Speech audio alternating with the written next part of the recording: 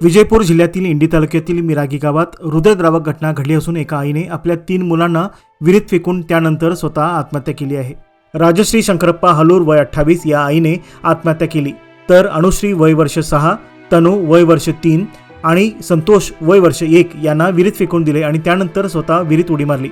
घटना घडली त्यावेळी तिचा पती शंकरप्पा हा बाहेरगावी गेला होता। तो व्यवसायाने खासगी बस चालक आहे। पती व नातेवाईक घटनास्थळी आल्यानंतर पोलिसांनी विहिरीतून मृतदेह बाहेर काढले।